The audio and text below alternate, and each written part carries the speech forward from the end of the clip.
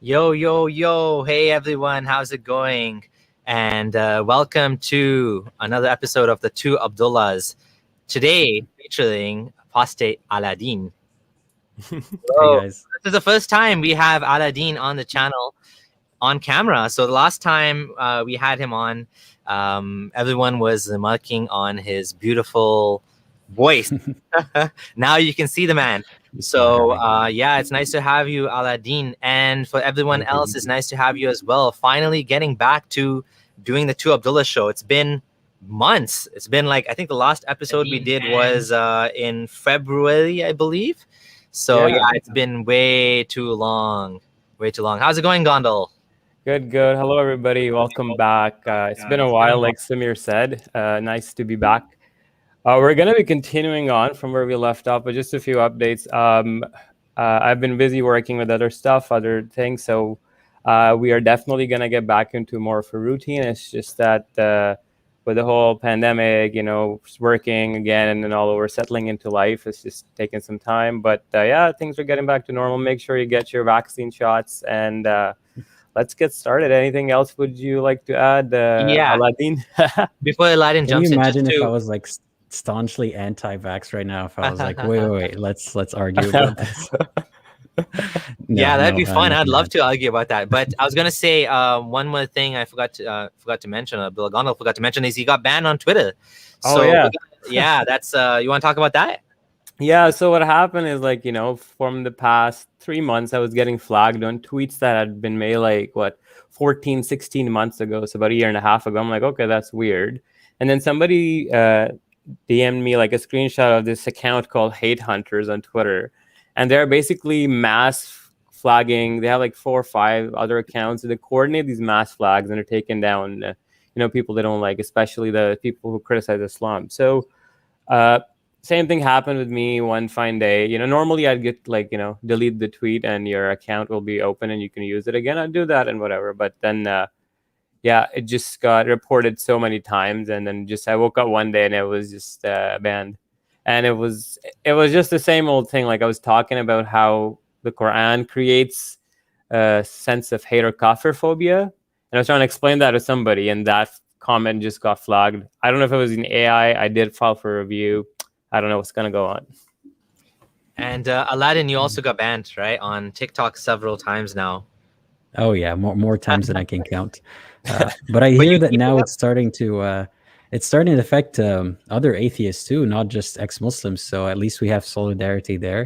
They can relate to us. Yeah. Yeah, it is what it is. Social media is in some ways against us, but it's not a conspiracy or anything like that. It's just the incentives are not aligned with our incentives. Our incentive is to get the message out. Our message, the incentives, we don't care about your message. We just want, to make money off, people dancing. Yeah. So that's the focus and that's what they've done, but they don't really care about anything else. So should I share the slides then and then we'll just get into it? Yeah, for sure. I think the last time we were on slide 63 out of 101 or something like that. Yep. All right. So the last one we did was this one, right? Okay. Yeah, I remember this one. This is about the urine. So I've seen this thing pop up again once in a while where the peculiarity of focusing on urine drops falling on clothes leading to torture and grave. What's the big deal? But then on the counter end, you have these hadith where it says that if a baby urinates on you, if a male baby does it, you just sprinkle some water on it. If it's a female baby, you got to wash the whole cloth and whatnot, right?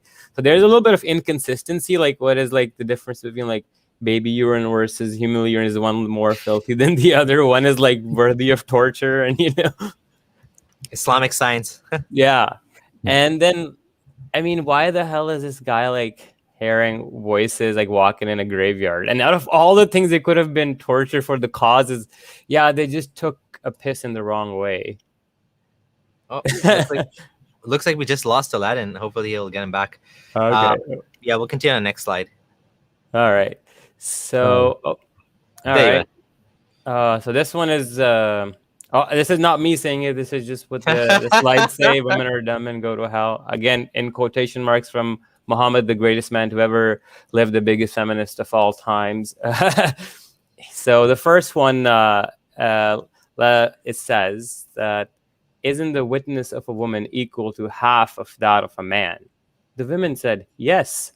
He said, this is because the deficiency of a woman's mind. Now, one thing I want to talk about here is the Arabic of it. And as we know that Aladdin is from Agraba, he's also Arab.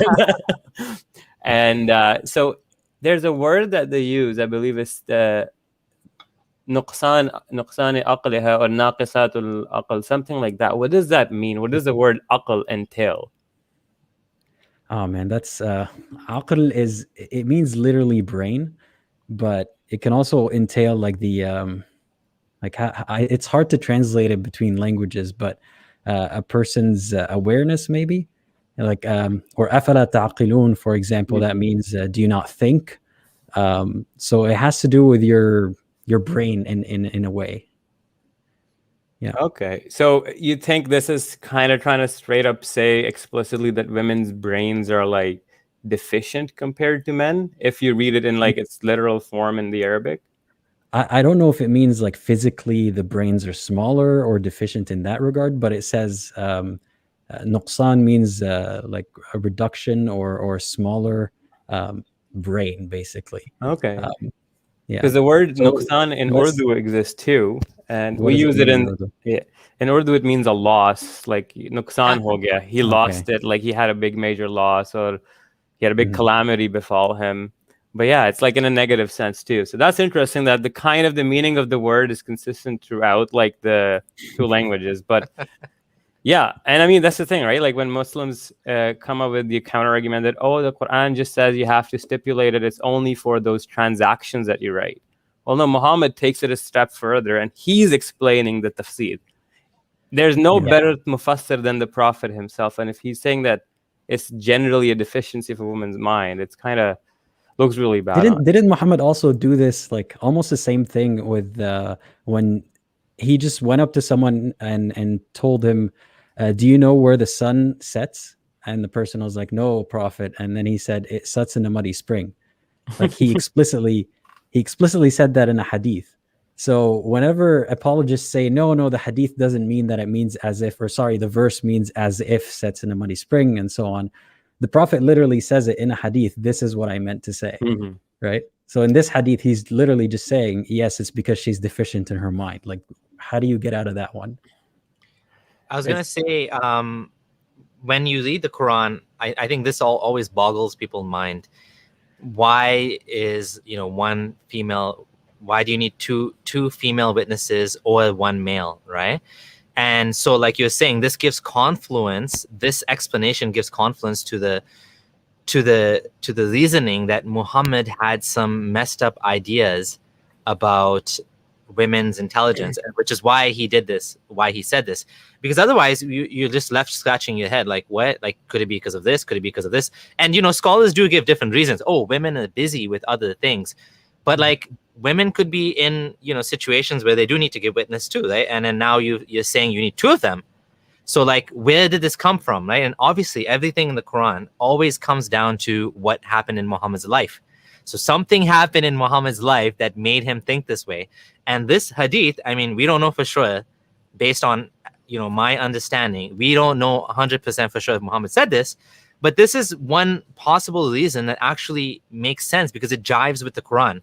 It's not out of place. If the Quran is saying, two women or one man, well, we don't know why, but now we have a reason that actually makes sense from someone who thinks this way. You know what I'm saying? So if someone thinks that women are deficient of mind, well, therefore a logical conclusion would be, well, you need two of them instead of one man. I mean, it's completely ass backwards because, we have women, like I was watching this Netflix documentary today about the human mind.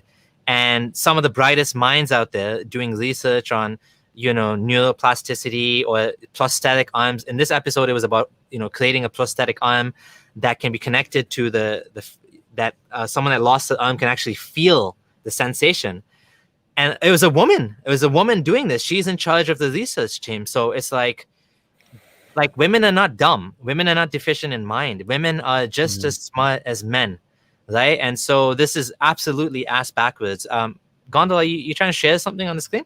Yeah, so another thing that ties in exactly with that is this famous hadith which talks about women being created from the rib of Adam.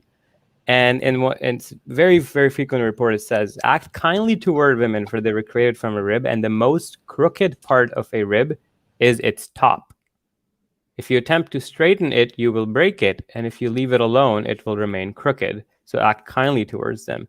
So this whole idea circles back to the rib being crooked. So they're somehow just created in a way, or they're just naturally crooked. And it, for some weird reason, mentions the top part of the rib, which probably is alluding to the head or the brain or the aql, like you said. Again, that just ties in with it. But again, then the other idea is that they didn't think actually the brain does anything or it does a lot. It's actually more of the heart and whatnot, Can't their heart see or their feel? So I don't know, but it's just a weird, interesting, a coincidence that he also said that they're created crooked and the top part's just a little broken. It's just messed up. Like, it's pretty explicit. Like, guy doesn't has no chill. You actually brought up a good point. The aql. I don't think that word means literally the brain, like in the head. I don't know if they understood that, because there's this focus on the heart. Khatamallahu ala qulubihim, God sealed their hearts. They think that all the emotions and the thinking is happening like down here. So aql, I don't know if it necessarily means the actual brain. Yeah. Before we continue, just want to remind everyone to please like the video. Click right here, like the video, and if you saw the tweet on Twitter, please retweet it so we can get more people to watch it. And yeah, that's all I wanted. Just a friendly reminder. All right, let's get to the next slide. Or actually, we are still on that same one. Do you want me to? Oh yeah, I gotta share the screen. 1 second. Share screen. We haven't even started. Yeah, we just barely begun. Lady, Islamic nonsense. Oh, where did it go? It disappeared. 1 second. Okay, got it. There we go. So I think the one in the bottom is also quite telling. Like, talking about what we need to keep in mind is like the whole holistic view of, it's not just one line where he's attacking women at. He's attacking them from the heaven hell perspective. He's attacking them from the crooked bone, then the witness, then their inheritance, then them not being allowed to go. So as you kind of see that women are pretty cornered in terms of what they're allowed in Islam. But this also affirms, like the next one, Muhammad said, I looked into paradise and found that the majority of its dwellers were the poor people. And I looked into fire and found the majority of its dwellers were women. This is quite an explicit statement where this guy's claiming that he went and apparently there's already people in hell. I don't know how time dilation and whatnot works in the Islamic theology, but he already saw, like, and if he's seeing the future after the day of judgment, that he's already seen that most of the women are going to be in hell. And if not, like, I mean, he just shows you that it's this weird hatred towards women. Like he says, like to go see God, and you're seeing all these things, and you got to remember that you saw most women in hell. It's just a weird generalization. And that also is weird in a way where we see that, is the gender ideology going to be constant till the end of times? Like, for example, back in like 1400 years ago, we had like, or even now still, is the male female. But like, as we move forward in philosophy and time progressive and surgeries come up, like the whole idea of, like male and female is kind of changing in a way where, is Islam really meant for all times to come? Will it keep up with modern sexuality when machines join in our body and whatnot? That's just another aspect to it. Yeah, absolutely. And what I noticed is he talks. Yeah, go ahead. Sorry, go ahead. No, go ahead. I was just gonna say, he mentions poor people, right, being the dwellers of heaven, and then hell is full of women. Like, are all those women rich, or? That's a good question. That's what I want to understand. Are they the 1% and simultaneously like the majority of hell? Well, maybe that's why he was trying to reduce their inheritance too. I'm just kidding. Or maybe because it's for their own good, because poor people go to heaven. Maybe because like Muhammad was married to Khadija and she was the leader in the house, with all the finances and the trade and everything. he after that was kind of, when she died, he was traumatized or something, and he got scarred in a way that he just went all out, like no more women in business, no more this and that. I want to say something, but I want to read this comment. I asked my sheikh how Muhammad saw people in hell when judgment hasn't happened yet. His response was, time works differently in the hereafter. Logic works differently in the afterlife too. Yeah. And what I was gonna say was, don't you feel like Muhammad is giving incel vibes here? Like his insecurity with women, his total control.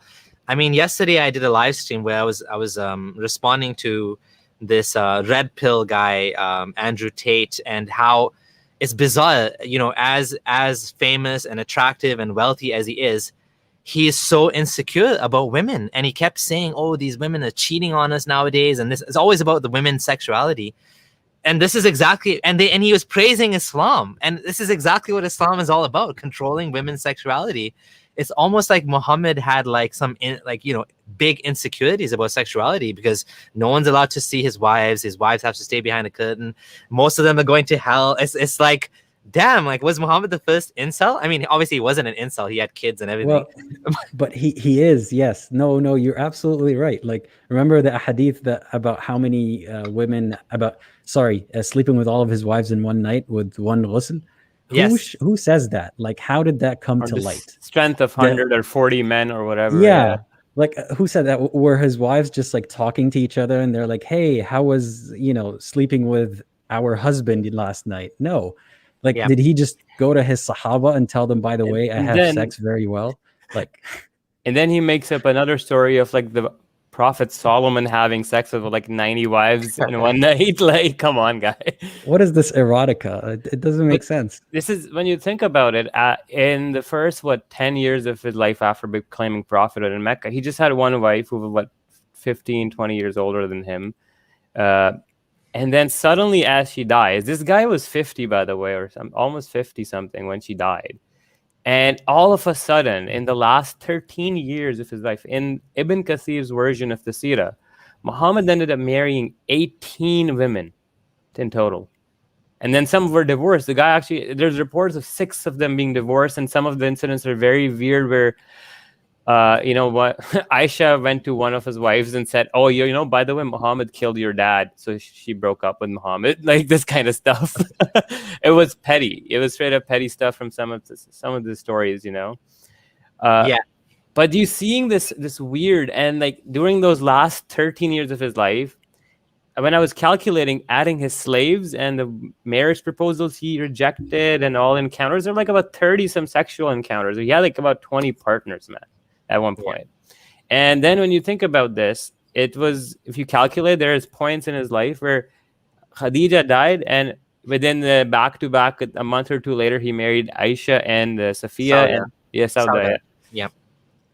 Like, so you see the clear hypersexuality attitude suddenly jump up after Khadija died. And I have my own theory, which is, we've talked about it before, but with the hypo and hypersexuality with the epilepsy. Not going to get into that today. Yeah.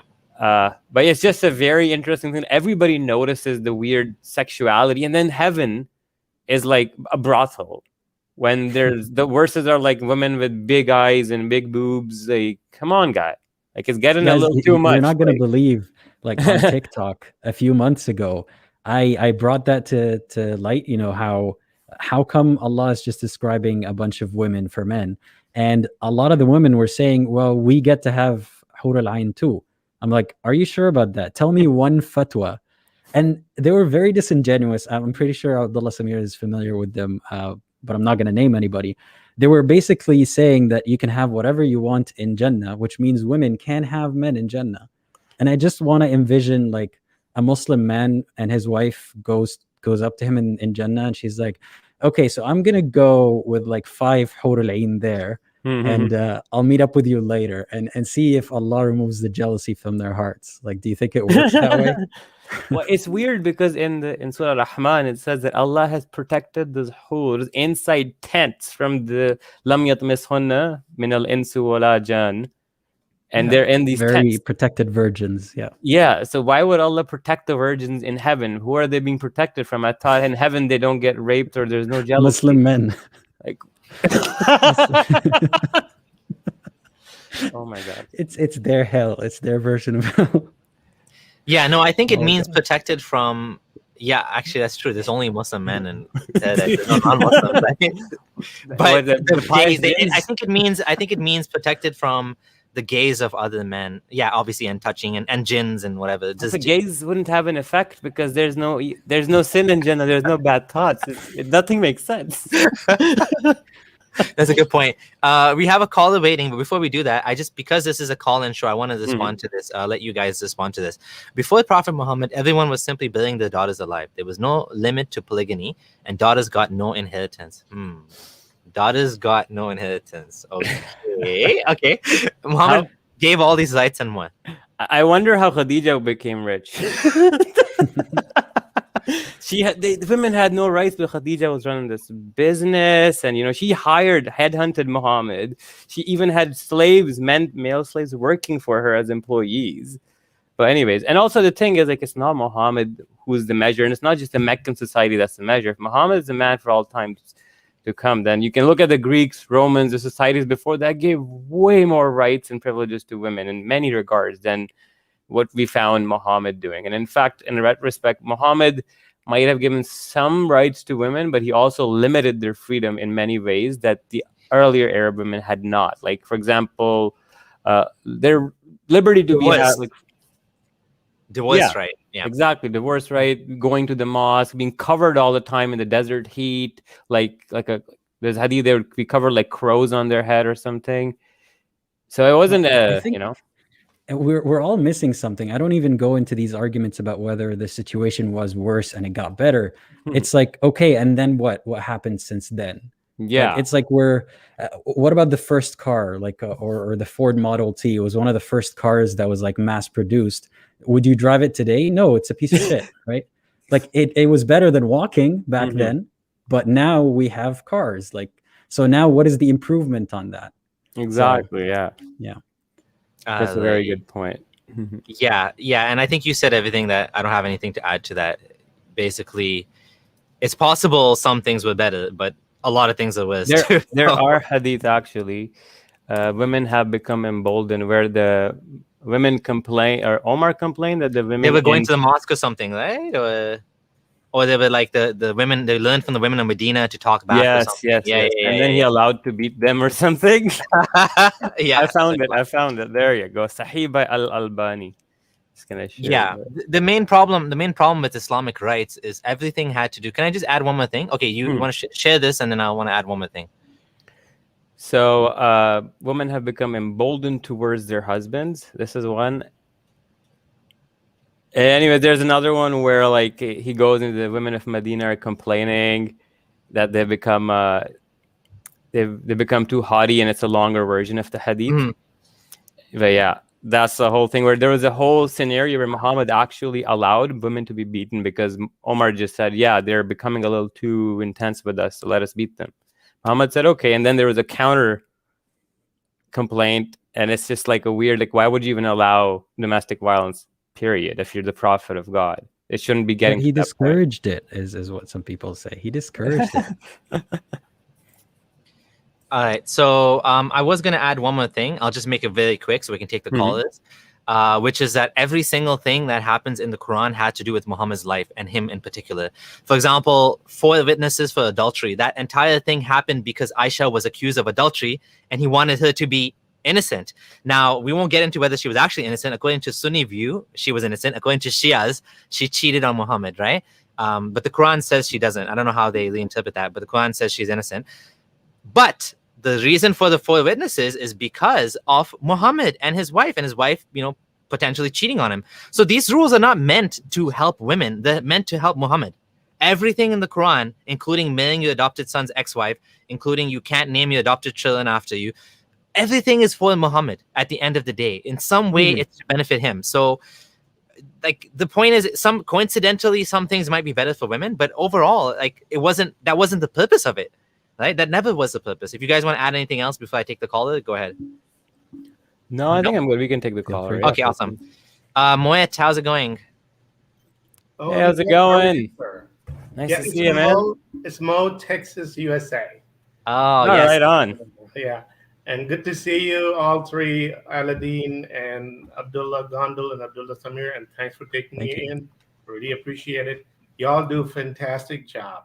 Y'all do such a great job that if somebody is just neutral, he would actually he will go away running twice as speed of light from Islam. We'll just Burak speed. Burak. Burak speed. Brock speed, right? Mhm. Yeah. So I got several questions, and since all three of you are so knowledgeable, I should ask. I don't know. I got many questions actually, but I know time is of a constraint, and I don't want to take up all of the callers' time as well. So my simple question now: we're talking about Khadija, and we're talking about Muhammad, and what I want to know is that time period between Khadija's death till Aisha or Sada. Some references say Sada was the second. Some says or Khala or Sada. I think Sada, and some references say it was Aisha. So between that period, what did Muhammad do? Did he go to sex slaves, concubines, or he was just dormant, or he behaved? I'll start with the answer. So I would say that he was. I don't know if he had sex slaves at that point because he wasn't in. It was still in Mecca, and he didn't have an Yeah. army, and the jihad hadn't started yet. He might not have sex slaves, but I don't know if he was dormant. But he had the whole year of grief where his uncle died, and then shortly after Khadija or his wife was the opposite. But it was in a small time frame, and then I think it was a couple months. Now, I can go quickly check that. If you give me a second, I'll go grab the Rahiqul Makhtoum. I had it marked somewhere. But I think it was like 2-3 months. And he married them within like a month apart or something like that. I'll go confirm that for you. Yeah, yeah. So I'll be right back. well, you don't have to. You don't have to because I also kind of know. I knew it from before. That was only a couple of months. Oh, I yeah. just want to make sure if anybody, and you can always search it later on, Mhm. and we can talk about.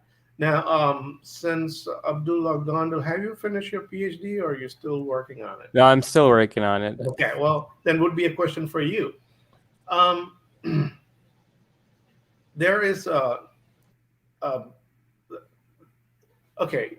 According to the Muslim history, Muhammad got revelation from God through Gabriel, and he then created the book of Quran, which wasn't in the form of book until 30, 40 years later, 50 years maybe.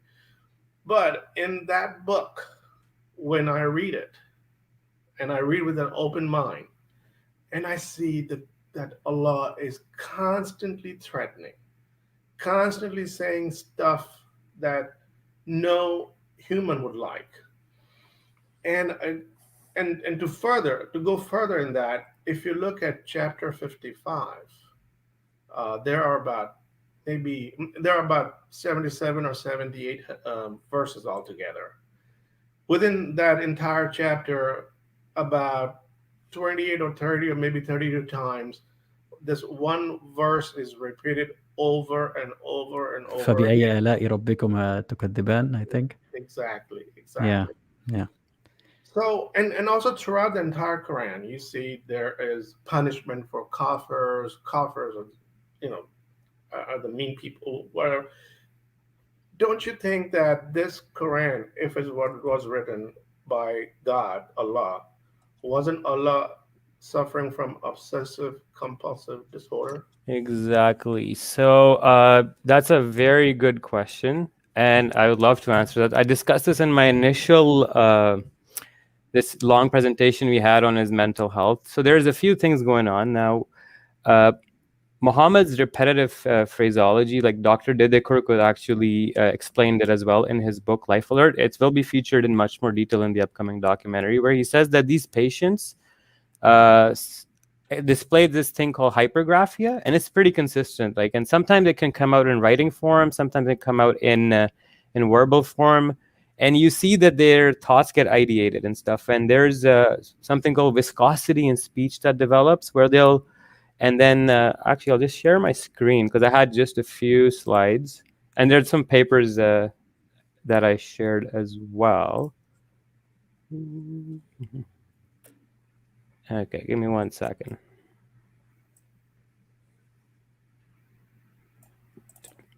Okay, yeah. So we saw like patients poetry coming up in some of the people.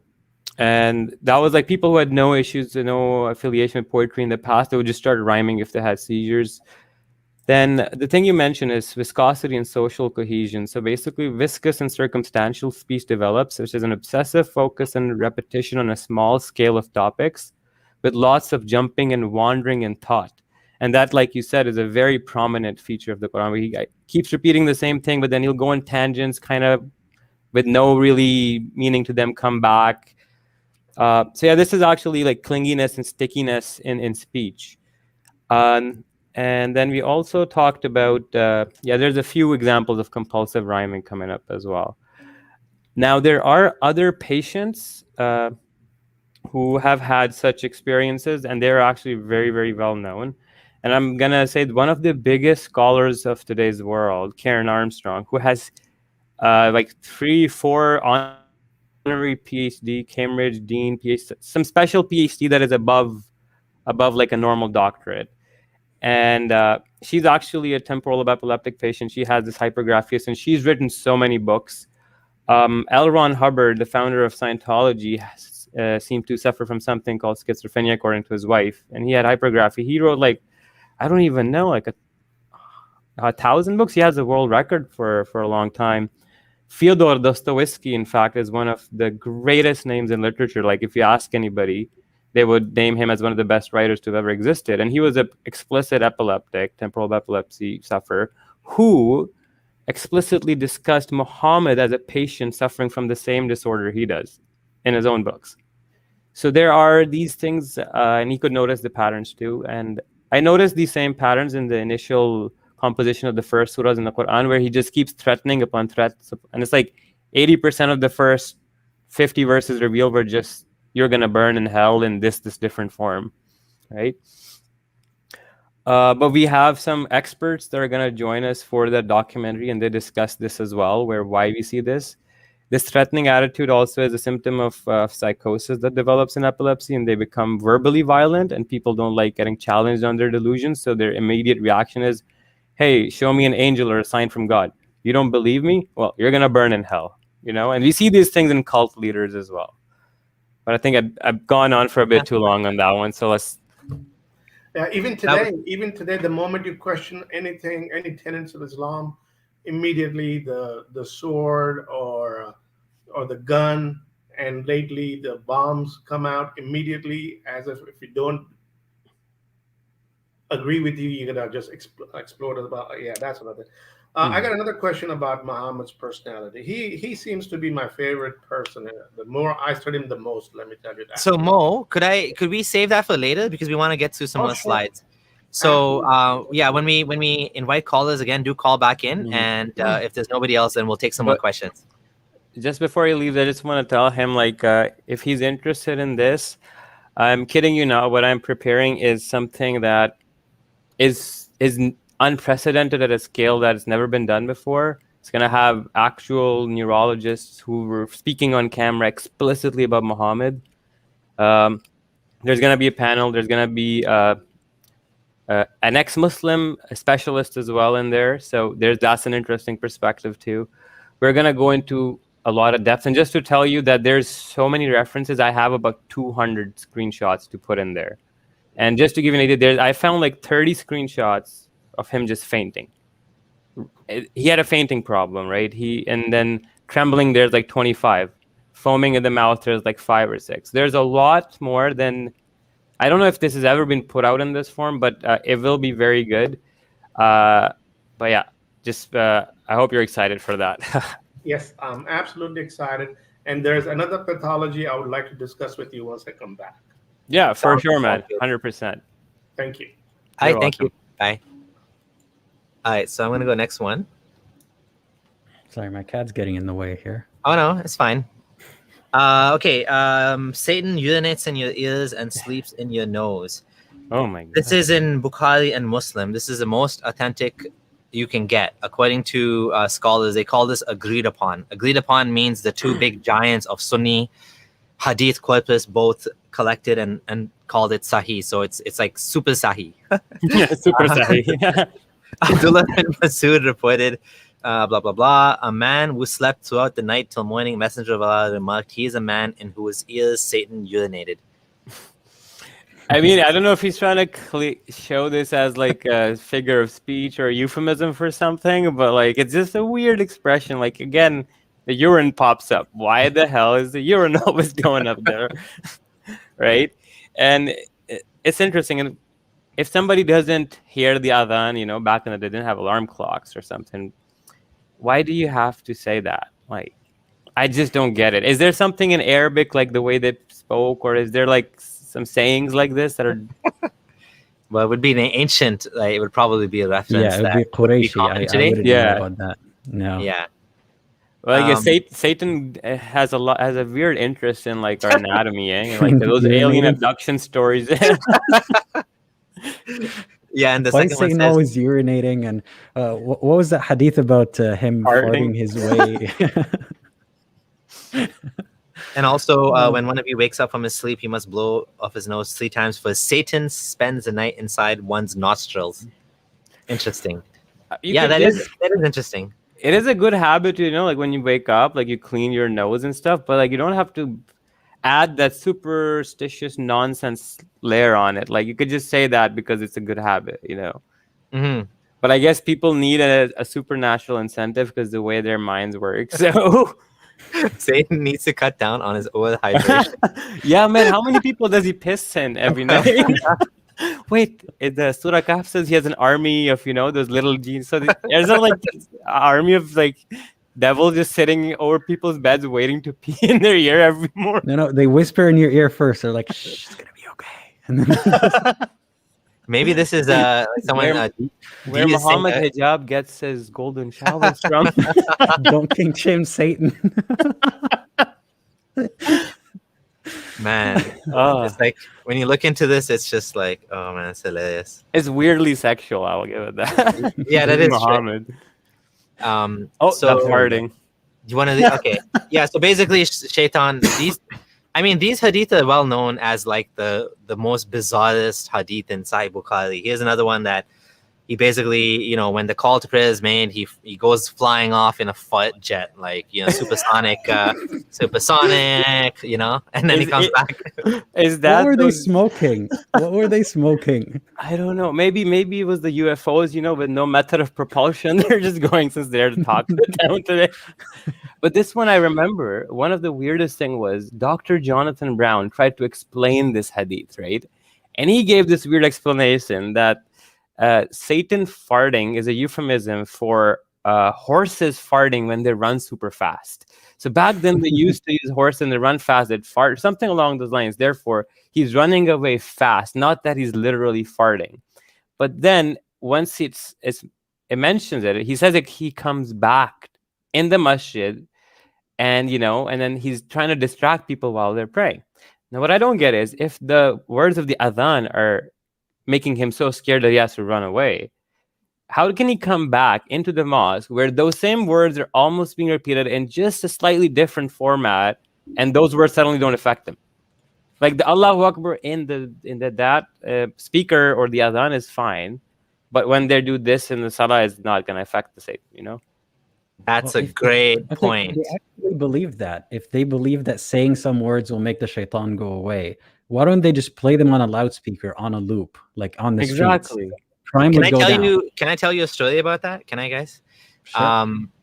My friend who was a psychiatrist told me that, I actually helped him with this. We made these little CDs of Surah Baqarah, which he used to give to his clients to play 24/7 in the house because it kept shaitan away. Like, he's like an actual psychiatrist, like a doctor.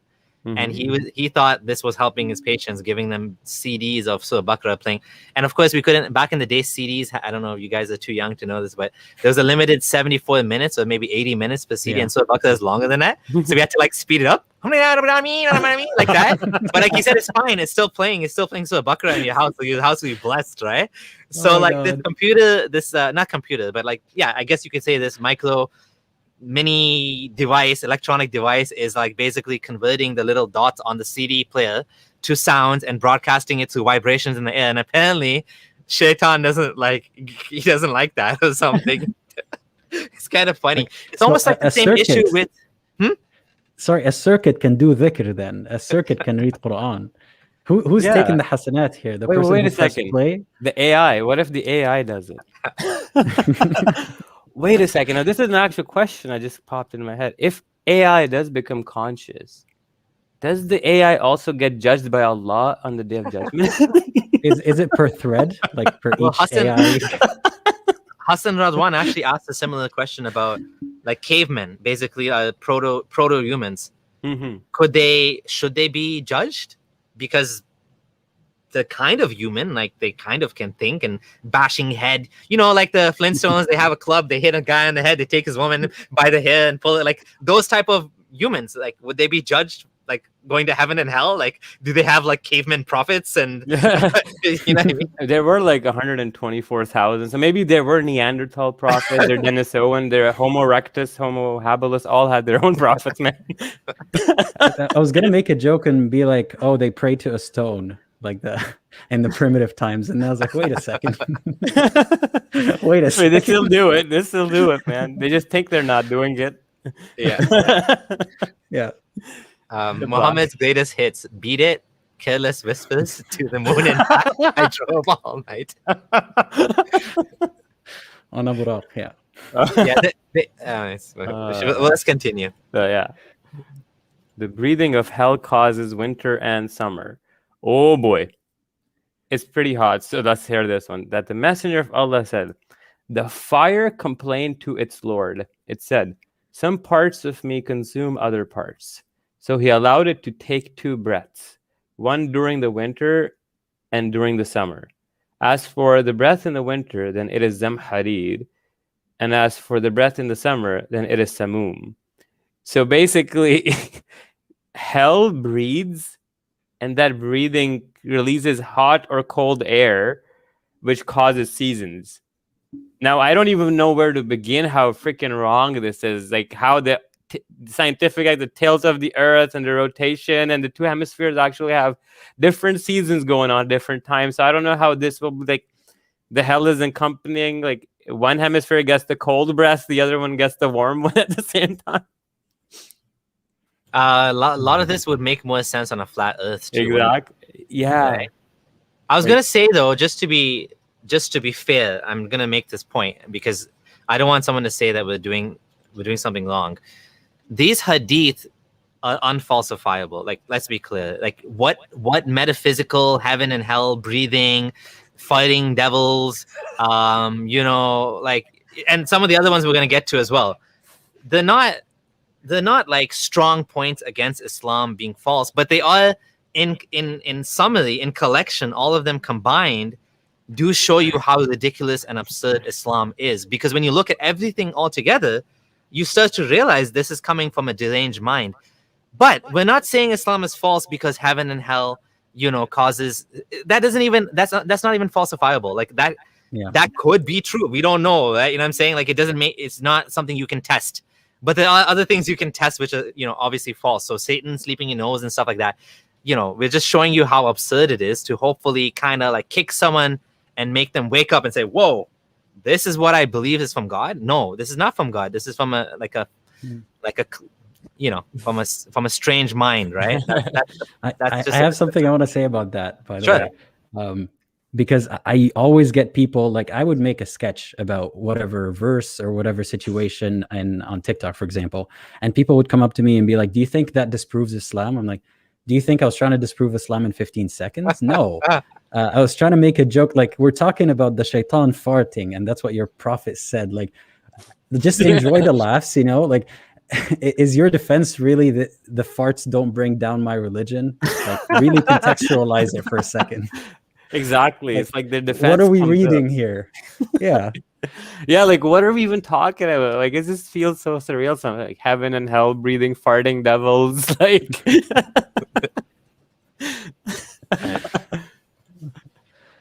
okay.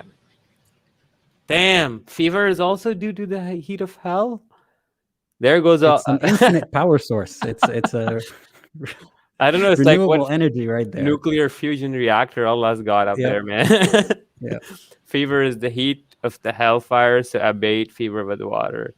So I don't know what he means here. Like, is like hell like being afflicted upon you with its heat as a punishment or test? No, or I think he's just telling us like there's more of this to come. Like this is just you're feeling the actual effects of the real hell. So that's evidence that there's hell. Oh, so he's scaring us here. Mashallah, I think so. That's just don't quote me on this. We're just hold on. Stop the show. Someone has a question. Isn't fever just your body raising your body temperature when it attempts to combat pathogenic microorganisms? Exactly. There's also like we even know like it's no, brother, sister, whatever it is, it's your wrong. lymph nodes are from hell. This is not why. Quranic Science 101 comes from hell. Dr. Zakir Naik, MBBS. Like, one thing I don't get is if he's saying abate fever with water, does that mean you can turn off the hellfire with water as well? With the biggest river in Jannah. Can I use my river that way? Can I like firefighters from Jannah? That's a new show. Remember? Can I just combine all my tokens for Jannah and like get the biggest river? like cashing out at an arcade, the biggest river, and pour it into hell. But no, they did that in Surah Araf when those guys in the middle are like tafidu an alayna alal ma, something like that. They pour upon us some water, and the heaven people say no, we cannot, and they just kind of like taunt them that you keep on burning. And I'm like, what the weird torture scene is this, man? Like, oh yeah, I talked about that verse about the فَالْيَوْمَ الَّذِينَ آمَنُوا مِنَ الْكُفَّارِ يَضْحَكُونَ, when they're laughing at them. And all the responses were like, well, you laughed at us first, so I'm like, what are you talking about? You're in heaven. How childish is this like playground mentality of you laugh first? It's I'm like burning, It's like Allah is like a teenage, immature child who gets like really ticked off and triggered, like Dabu Surah Lahab. And then like all these threats coming up, like, come on. He's toxic masculinity, just personified in a god. Allah is threatening us with fever. That's what hell is, bros. It's not hell, it's fever. It's COVID. COVID. Oh boy, Donkey Kong. All right, the Prophet said, isn't he who raises his head before the Imam afraid that Allah may transform his head into that of a donkey, or his figure face into that of a donkey? Okay, this is weird. Like, what? Wait, I wish you had it in Arabic. Yeah, because like, look it up. Okay. Yeah, so this is alluding again to the Quran, right? Where people were turned into donkeys and apes, swine and apes, basically, right? So this is the same. And I remember he's reading another hadith about looking up to the sky and Allah will snatch away your sight. Eyes as well, I never really got that. Like, I don't get the point of that. Wait, 1 second. It says here, who lifts his head before the Imam. Does that mean during prayer? Like before the Imam is done? Okay. Yeah, like you're too fast to get up. And God makes your head like a donkey. What kind of... It's weird. Like maybe that's how we got the Egyptian gods, like back in the day, like the cat face. It's weird that Muhammad fixates and picks on an animal. The braying of the ass is the worst voice that Allah has created. Then if you look up in prayer, you get turned into a donkey. But then he also would ride a donkey everywhere in the hadith, right? Muhammad maybe it's one of the Sahaba who looked up too quickly.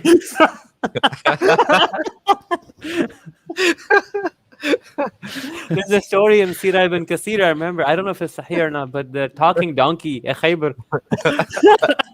Muhammad had a conversation with the donkey. Maybe it's one of the companions. Yeah, that's a good question. Oh, man. This is the next one I was just thinking. Exactly, yeah. I'll let Aladdin read this one. Okay. Okay. The Prophet said, what is wrong with these people who look towards the sky during the prayer? I don't know. They're meditating, dude. His thought grew stern. Why does he have such an issue with it? Like God is up there, right? Yeah. Don't look at his eyes directly. Is he autistic or something? Okay, that's not nice. That's mean. No, it's autistic jokes. serious. Like, is he uncomfortable with eye contact? Is what I meant. This is not a dig at any group of people. Yeah. Okay. Yeah, that's Anyway, his Oh, talk yeah. grew stern while delivering his speech, and he said they should stop looking towards the sky during the prayer. Otherwise, their eyesight would be taken away. Yeah, you were talking about this, like the violence, but like otherwise, I'm gonna come for you. Hell is gonna come for you. Yeah, Like, this guy doesn't leave like torture and threats out anywhere. Like, he's like, you're gonna get tortured in the grave. You take a piss the wrong way, you go to grave, you get tortured. You look up, Yo, your like- eyes are gone. You look up again. This you're is like turning- this is like a parent that doesn't know how to parent his kids. Like I'm gonna you're gonna get this like every little thing. I'm gonna like beat you senseless, or if you go, someone's gonna kidnap. That some parents Yeah. If you lie eat to the food kids. before you go into the pool, like you're gonna die. That kind of stuff. they make up stuff to scare the kids because they Yeah. don't know how to parent properly. Like I don't lie to my kids like that. Like I tell them straight up, honest truth, and that's it. And I treat them like adults, and obviously to some extent I don't tell them everything, but this is just like, you don't know how to be a leader if you're doing this. This is just, but like at some point, wouldn't the companions be like, this doesn't happen?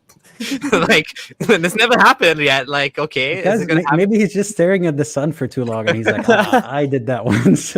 Okay, so this was really funny. We're talking about the donkey thing. There's a hadith that says, I saw the messenger of Allah praying on a donkey while he was facing Khaybar. So the guy was sitting on a donkey while praying. But then he's always telling us, wait a second, the braying of the ass is the worst voice Allah created, right? Yeah. So what if Muhammad's praying and the donkey starts braying? It's just, this guy was like, God will be very peeved by it, I suppose. But yeah, all right. Oh, I think we lost Amir. I guess he'll be back. Oh, All right, you know let's what take I over will his do? cam. Oh, No, there he's he back. is. All right, All never right. mind. I'm here. Okay, Nothing. Okay. Giant oak tree in heaven. Okay, so we know like trees have like this attachment with mythology where the tree of life and stuff come up, and there's like the low tree, the Sidratul Muntaha, but the trees has these colors fluttering out of it in heaven, and it goes from the seventh heaven or the sixth heaven into the end or something like that. But anyways, this one's different. In paradise, there is a tree under the shadow of which a rider can travel for 100 years without covering the distance completely. And then this hadith, blah, blah, blah. In paradise, there's a tree under which a rider of a fine and swift-footed horse, so it's the best horse, will travel for 100 years without covering the distance completely. So I'm just trying to do the math in my head right now. Okay, if we calculate the rough speed of the best horse we have per second or kilometers per hour. Yeah, and then times that by 24, times that by how many days in a year, times that by 100 years. Holy shit, this how big is this tree? You know what this reminds me of? You know that story of the giant, when they plant the two seeds and then the tree goes up to giant heaven or something. Oh yeah, Jack and the Beanstalk. Yeah, yeah, the Jack and the Beanstalk. Yeah, that's what this reminds me of. Oh wow, yeah. Oh, maybe Adam will be up there, and like all the giant prophets are up there. So they need giant trees to chill under. Yeah, they need giant trees. I'm just gonna read some of the comments. What about the shoes of fire that'll boil the brain? Yeah, apparently that's the least punishment in hellfire, right? Yeah. So if they'll boil the brain, they'll probably boil and burn everything else on the way till the heat kind of reaches up to that point, right? So it's kind of pointless. Yeah, that is kind of weird. That is weird, actually. Work. That's a good point. That's a good point. Why the brain? Like, what about the rest of the body? Heat rises. It'll travel up the body. If the source is at the feet are going to burn first. And the blood is going to go up there. Yeah. The blood. It's like reverse of like water cooling computers. It's the opposite. It's like yeah. I mean, instead of just putting like shoes and slippers, why can't Allah make the brain just bubble without the shoes? So for theatrics. He's a very theatrical man. Yeah, he's dramatic. So the next comment says, for the God that supposedly created an entire universe, he sure is obsessed with very odd details about the featherless bipeds on a large rock spinning around a star. Yeah, good point. Yeah. It's true, right? Yeah. It's just like bizarrely like. Okay, now back to the looking at the sky. Your eye will shoot laser to the sky. Like, Or like the guy from X-Men, if he takes his glasses off, the red things come out. That's how he split the moon. He was looking at the moon and it just like cracked it in half. oh, wait, this is man. interesting. This is an interesting comment. The brain doesn't have pain receptors. Yeah, That's exactly. a good one. If- Yeah. There's Yeah. also the concept of phantom limb where people are having pain in limbs that don't exist. Right? So it doesn't make sense. Yeah. It's make no sense whatsoever. Okay. Allah has a jail. Oh boy. Okay, so this is a famous hadith. Everyone knows that in Ramadan, basically Allah. Okay, I'll just read it. When the first night of Ramadan comes, Satan's and mischievous jinns are chained up. Gates of fire are closed, and none of its gates are opened. And the gates of paradise are open, and none of its gates are closed. So basically, in Ramadan, apparently, I mean, now again, do we want to take this as allegorical, literal? It depends, right? Literally, it makes no sense because a lot of crime and stuff still happens in Ramadan. Even allegorically, there's still, I guess Muslims do less crime in Ramadan because they're busy with other things. Is that even true? I've heard the opposite. I've heard there's more fighting, there's more tempers being, It flared. depends. I mean, I don't know if you want to count that as crime, but I'm sure like crime does go down because people are too hungry and tired, and like maybe they're even scared. Like they think it counts more during Ramadan. Yeah. Like it's worse. Al-Ashhur al-Haram, you can't do that. So maybe that's why. Yeah. But it's just weird. Like it would make the whole concept of Satan is weird, right? Like there's a nafs, there's a good nafs, the bad nafs. There's like there's cells inside you, and they have different trajectories or many personalities. I mean, What about people with like multiple personalities? Do I they know, have, right? like, Like- multiple copies like of a bad nafs and nafs al-ammara bis-su' for each single personality. exactly. Yeah. When you think about it from the psychological or scientific, it doesn't make sense at all. Yeah. None of it does. Right. Okay. Oh yeah, another famous Bukhari hadith. Oh my God, the infamous camel urine.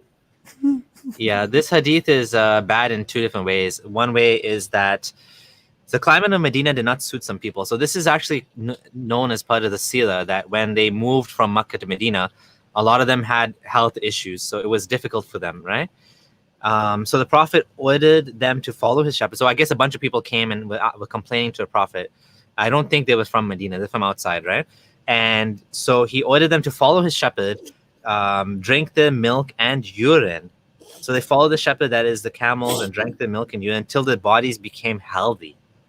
I'm pretty sure the bodies would have got healthy much faster if they didn't drink urine. Yeah.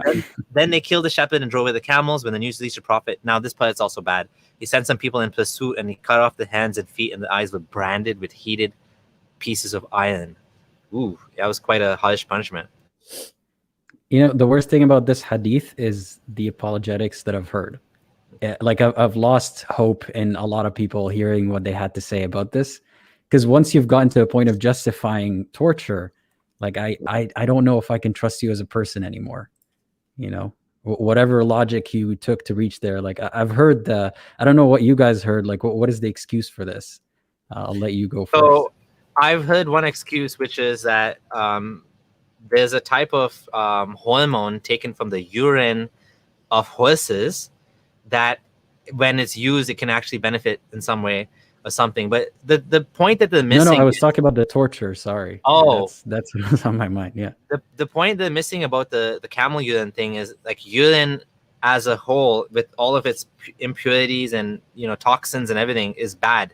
It's possible that some animals could have certain things you could extract out, and that. But yes, in regard to the second part of the hadith, I've heard that they took advantage and they killed his people, so this was a punishment, and he just wanted to make sure that nobody else would do this ever again to any of his companions. So he made an example out of them.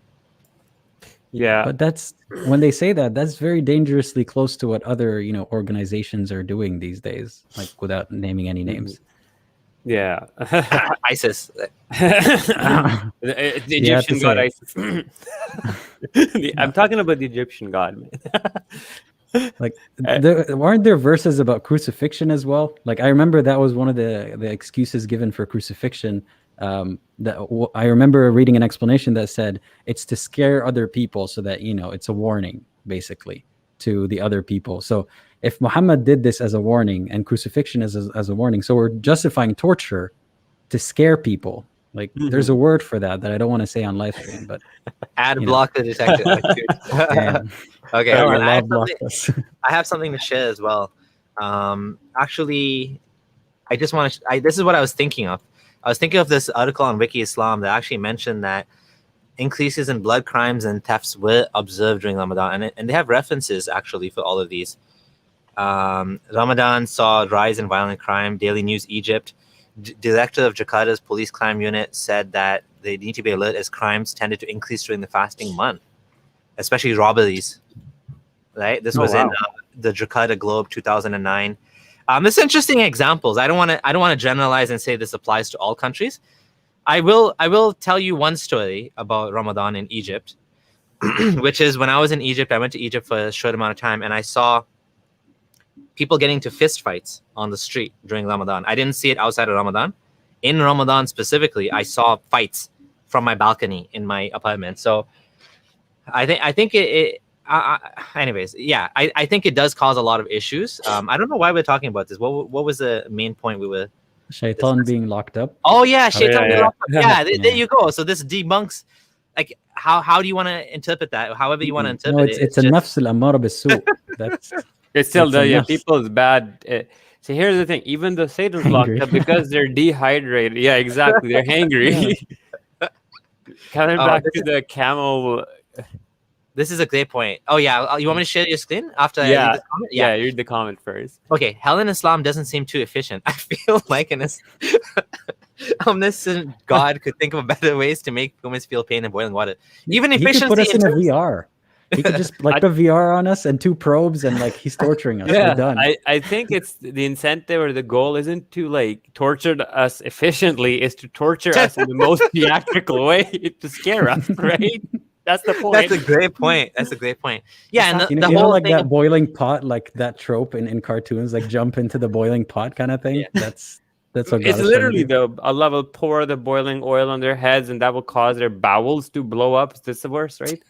Yeah. It's just Yeah.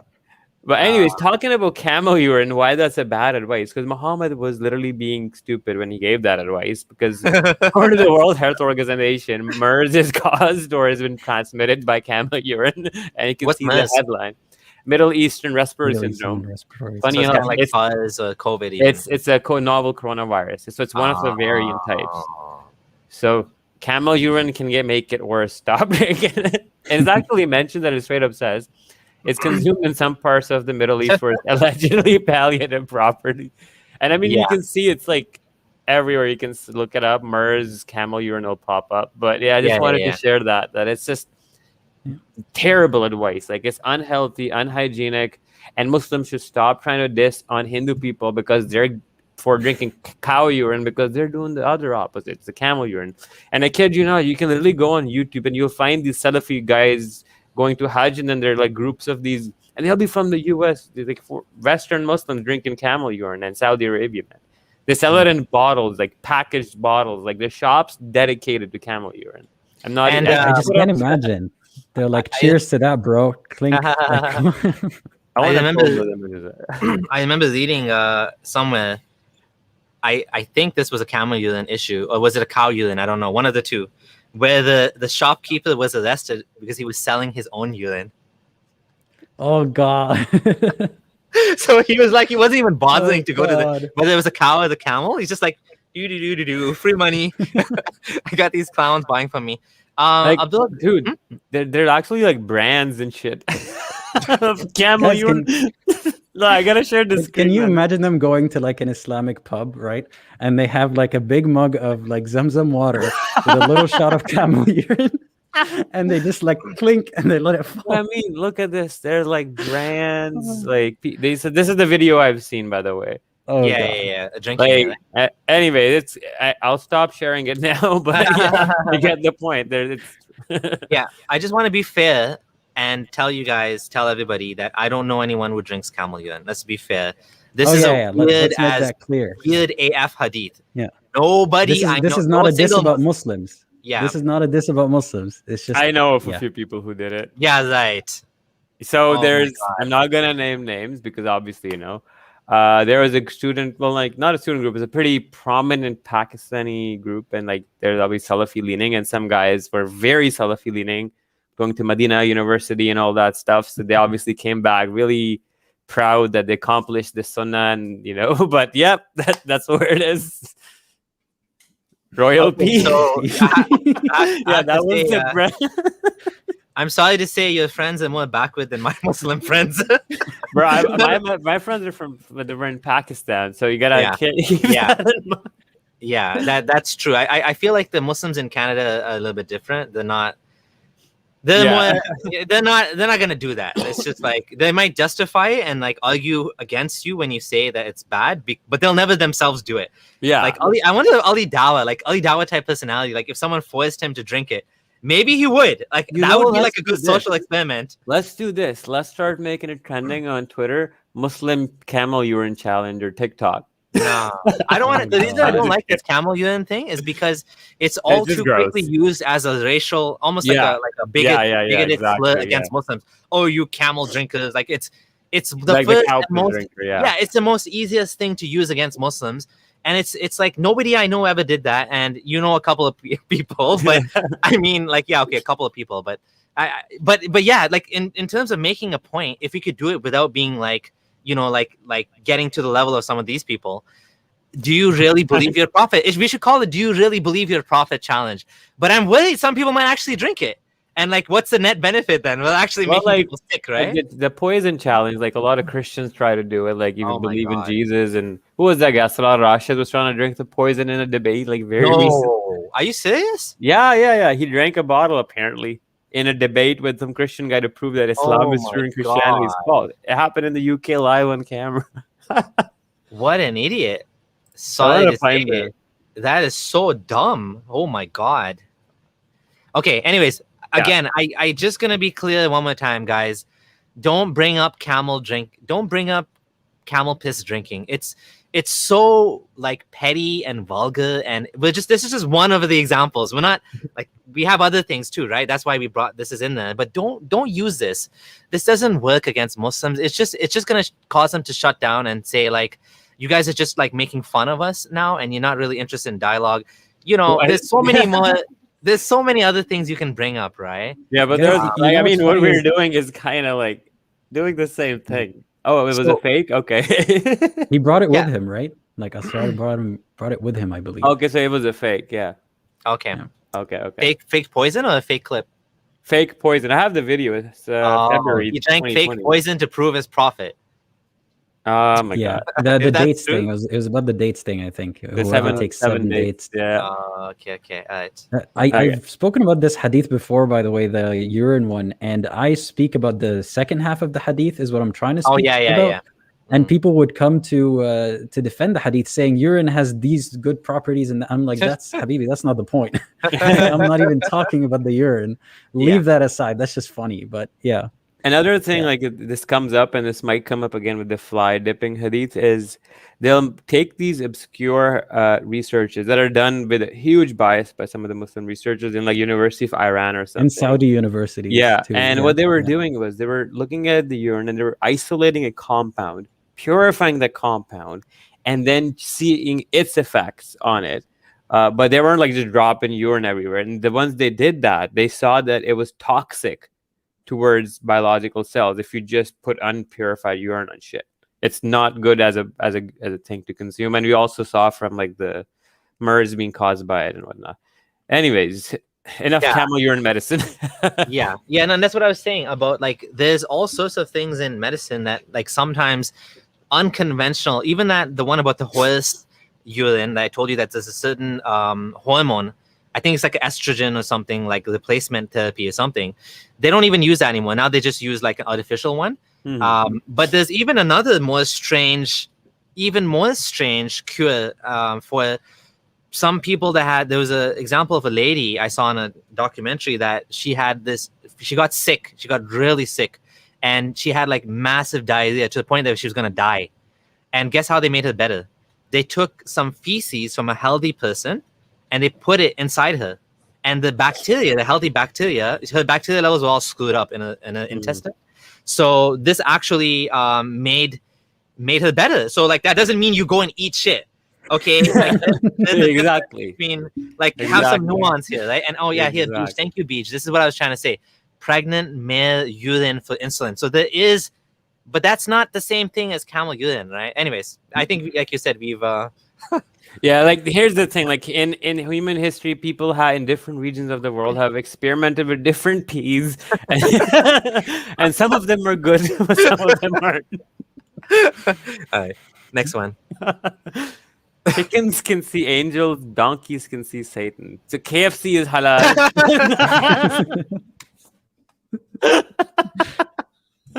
But donkey meat is not.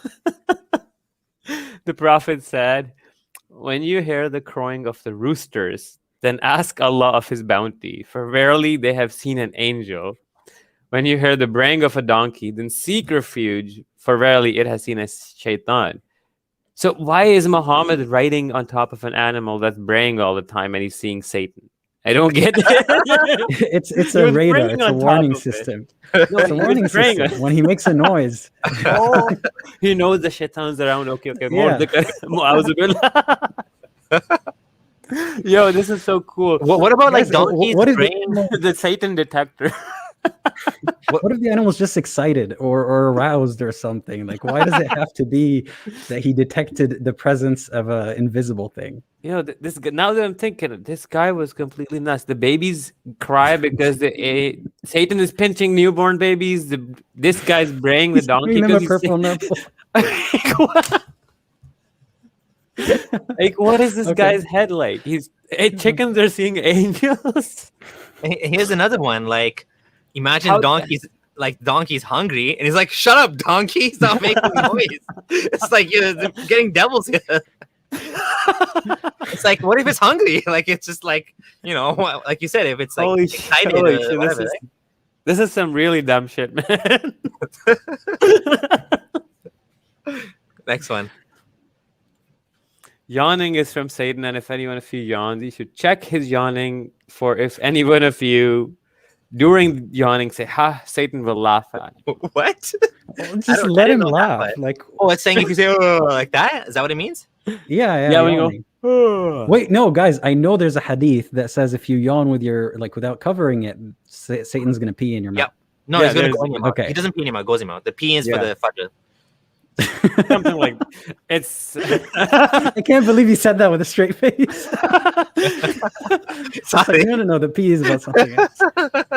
I just, like Satan must laugh a whole lot. Fuck, there's everybody doing some weird shit, so he's always laughing. he's peeing and laughing and peeing. We should make a music video. Shaitan laughing. We're all like yawning. And there's like devils laughing.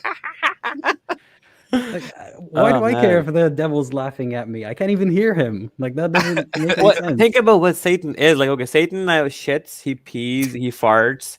He has a digestive system because he eats dung and bones. He laughs, so he probably has a mouth and vocal cords. He can. What else can he do? What can't he do? Yeah, what can't he do? Yeah, someone said earlier that Satan is playing God mode or something. That's kind of true, isn't it? Cheat codes. He has all these powers. And the hadith say he travels in your body like blood, so he can basically influence you like spiritually from afar or kind of possess you. Me? Like, I'm not okay with that. I'm not okay with that. With what? Satan being inside our blood, like flowing through our veins. But then Allah is also like that too, right? That's interesting. Bro, he's everywhere. Allah is predicting nanobots. You know the little robots that go inside your blood and they cure you for diseases. They clean your fat and from your cholesterol. Shaitan is a nanotechnology as predicted in the Quran 1400 years ago. Oh my God! It's all aliens. It's all aliens all the way down. Okay, so there's a kind of okay, we should talk about this, I guess, if you want. What do you guys have to say about the Molvi XX videos coming out? Do you know about these things? So I have heard of these. I've seen a few, and it's from Pakistan. It's happening quite a lot. I mean, when I was growing up in Pakistan, by the way, I stayed for the first 19 years of my life there. And I was very frequent in mosques and stuff. And this is a very, very common stereotype where this thing happens. It's a more common stereotype that happens more in the northwestern part of Pakistan. There is a Vice documentary about this. It's the word for it called Bachabazi. The Vice documentaries talks about these religious people, and there's also another problem with these truck drivers as well. But yeah, it's in madrasas. What's happening? The Bachabazi is Afghani cultural thing, but this is like specifically happening in the mosques. Yeah, right? It's leaked into. It's more prominent and more common in the northwestern Pakistani province that borders Afghanistan. But no, there's mosques and these people do live in like Islamabad. I've seen too. Like so. Basically, the madrasa system, to give you a good synopsis, like the ones I've seen, okay, the ones I had first-hand experience with, these kids will be from Kashmir or like some remote village in northern Pakistan from very poor families, and their parents can't afford to feed them, so that's why they're being sent to these madrasas, most of this. Oh. And when these kids come here, they don't see their family just once a year for Eid, and some of them don't even get to do that. They see them once, twice every few years, you know, like something like that. So yeah, these kids are like as young as 6, and they range to like teens or even early 20s. If a guy wants to do hifz of the Quran, they're trying to do hifz. They get up early morning all day. They just do that. And I used to play with these kids sometimes, you know, like soccer, because like I used to live nearby, and they'd come play in the same ground. But yeah, there are stories like that, and some kids have brought up these kind of things where their teachers showed them sexually abused. And it's not, in Pakistan, the thing is the people that are doing it are not just the small cleric, the local cleric in the mosque. No, these are like political figureheads. Like, to give you an idea, imagine like Ravi Zachariah level, kind of like equivalent of Pakistan. Yeah, that's what's happening right now. So it's basically the same kind of like Christian Catholic church kind of scandal where they're raping little boys. Yeah. And yeah, it happens a lot in mosques, and it's very, unfortunately, it is very common. It is very known. Nothing happened with me, nor was I a witness to anything directly. But I definitely heard stories. And she's saying also an interesting thing is the men as old as the 20s, which is kind of weird, right? Because the Bachabazi thing is with young boys, right? Well, exactly. That's the thing is with older men, it's because like the society in Pakistan is so weirdly segregated and overly, because it's so hyper segregated. Men become these sexual, lustful animals because they never lay an eye on a fucking woman. So they have to get it out somewhere. And I mean, it's not uncommon. You look at history, like when big armies would go in the past, like Alexander's army and Roman armies, shit happened between soldiers, right? So, but yeah, it's happening a lot in Pakistan, and it's sad, but it needs to be stopped. Like it's alarming at the rate that it's been a few years. These videos keep coming out, and yeah, it's very, very messed up. My experiences are because I was living in the northwestern part of the country for most of my life, or the northern part, Islamabad and up. So I can only speak for that region, but yeah. All right. Okay. Yeah. So continue with the slides. Do you want to add any? Well, yeah, you're not Pakistani, so you wouldn't know. I don't know anything about this either. Okay. Yeah. So chess is now this one is kind of weird. Oh, it says he will play a game similar to backgammon. Mm-hmm. Is like one would. Okay, I was confused about this when I heard this as a younger man, because I thought it was backgammon. I'm like, did that exist back then? I heard someone saying chess is haram, like. And so it's he who played this game, this little game with little things, is like one who dyed his hand with the flesh and blood of swine. Is there some sort of gambling involved? I know backgammon is not usually, there's no gambling. Yeah, I don't know. Why is it so severe, the punishment? I honestly don't know. Maybe it has to do something with the game of the kuffar, but I definitely see that gambling was involved in like loot dice games and stuff, right? So I know there's fatwas for that. But again, there are actually it could be just as simple as like it's a time waster. Like if but there's hadith where they broke. Mm-hmm. They did go into people's houses and break these boards and stuff because they were. Yeah. Wait. I'll try to find it, but yeah, I posted about it. I don't know if I can find it right now. That's okay. Yeah, that's a good point. Yeah, maybe it's just about wasting time. It's more mind control, right? Like, again, it's like, okay, if you want to encourage people to not play as much, that's one thing. But to like threaten them with like, what? Oh, like, there you go. I found a it. good one. Yeah, here. This one's from Muatta Malik, so very reliable. And it says, Yahya related from Malik, blah, blah, blah. That when he found one of his family playing dice, he beat him and destroyed the dice. Wow. Yahya said that he heard Malik say there's no good in chess, and he disapproved of it. I heard it disapprove of playing it and other worthless games. Oh, yeah. And then the worst, what is there after the truth? What? How does that make sense? But yeah, like they're beating people up for playing board games and destroying dice. Like, yeah, that was so people who don't know, that was Muwatta of Imam Malik. So he's like, yeah, that's the earliest collection, but that's that's not what Muhammad said, right? Just to be clear, that's what Imam Malik was doing. He says here that this is from Nafi, from Abdullah ibn Omar. So Abdullah ibn Omar, the son of Omar, is beating up his family. Oh, geez. Yeah. These the Omar family loves. They're all nuts. They love beating women, beating the family members, beating the daughters, and oh my god. Okay. All right, sweat is perfume. See, this is an interesting one where like he'd be sleeping and like these people would huddle around him and like take his sweat and then put it in bottles and then rub his sweat on their own bodies, thinking it smelled like a musk. Weird, like just straight up freaking weird. It's considering that the other hadith that talk about those spit rubbing in the face and chest. What's with Muhammad and bodily fluids? Like all of them. Whatever bodily fluid, there's a hadith about it. It's weird. It's also weird that this was, I guess the reason they preserved this hadith was because they wanted to say this was a miracle.